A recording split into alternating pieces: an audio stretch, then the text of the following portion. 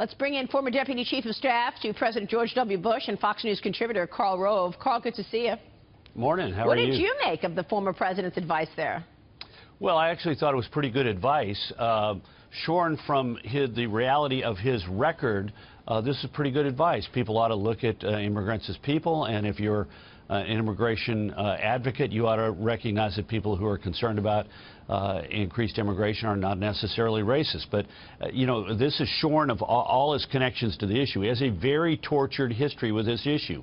He was a supporter of comprehensive immigration reform in 2006 and 2007 until such time as it came to a vote. And then without telling the bill sponsors or the White House to whom he had pledged his support, he voted for every killer amendment to comprehensive immigration reform in 2007. Then when he got elected, he did nothing on this issue when he had huge majorities in the House and Senate and could have easily passed a bill. And it wasn't until 2012, after he had lost control of the House, was in a re-election battle, and had little enthusiasm for his campaign in the Latino immigration community, that he finally issued the DACA order and sort of tried to make it at the summer of his campaign a big deal. So the president has President Obama has a little bit of a weird relationship to this issue. He claims to be an advocate, but when he had a chance to do something about it, he didn't. Karl, let me ask you a question about the border wall. If there was one promise that Donald Trump was associated with in the campaign, it was to build a wall. Now you have unanimous Democratic opposition. The wall doesn't poll all that well. It's not one of the president's more popular proposals, and he wants to start it. Maybe we could find some money under the cushions over at Department of Homeland Security. How does he go forward with this key promise of his? Well, first of all, I thought it was smart that the White House last night said we're not going to tie wall money to the continuing resolution. That is to say, we'll fight this battle in the appropriations process this fall and not hold out the prospect of shutting down the government in order to get money. They don't have a budget for this. They don't have a design. The cost estimates are much higher than the president said were acceptable. And look, I'm from Texas. We're tough on border down there, but you will find not a single border congressman, Republican or Democrat, that I'm aware of, even in New Mexico and Arizona, who's in favor of the wall. We have a 1,264-mile border between Texas and Mexico that's a river. Where exactly are you going to place that wall? On the north side of the river, the Rio Grande, in the middle of the river? What about those two big reservoirs that we use for recreation and for water?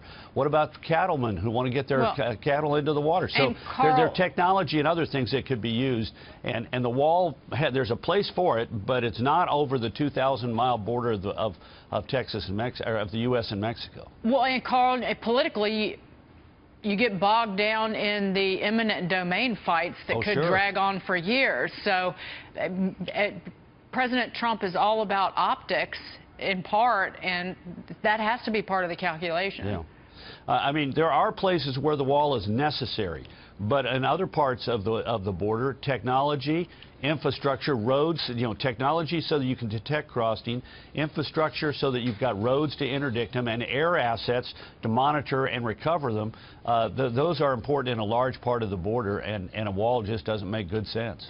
Karl, Ronald Reagan, both Bush presidents, even Bill Clinton for a little while at least, faded into the background after their presidencies and let the new president kind of take center stage.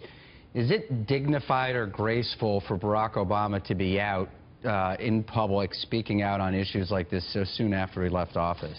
Well, that's a decision each president gets to make for themselves. As you recall, Jimmy Carter was not reluctant to speak out. You're right, Bill Clinton, for a brief period of time, and let me just tell you, a very brief period of time, sat on the sidelines.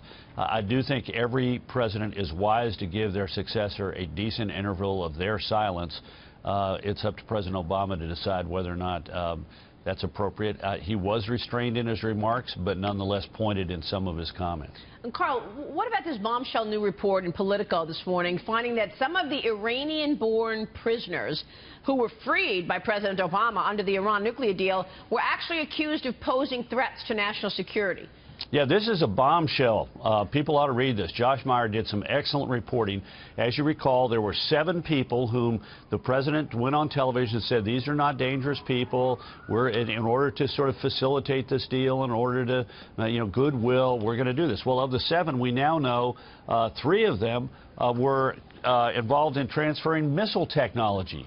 Another one had been, had been involved in transferring satellite technology. But even more important than the 7 that they released, it turned out there were 14 others that they let off the hook, including people who had transferred thousands of parts necessary for the Iranian nuclear weapons program, 3 who had attempted to acquire a Boeing aircraft for a Iranian airline company that operates in support of Hezbollah and the Quds Force, another one who was trying to acquire a large quantity of American-made assault rifles to send to Iran. I mean, there were 14 people whom the National Counter-Proliferation Center was tracking as big bad actors, and the administration slow-played the investigation or prosecution, including on at least 6 instances, discouraging, luring those people into international travel where they could have been grabbed. So the president was disingenuous, as was the unnamed senior advisor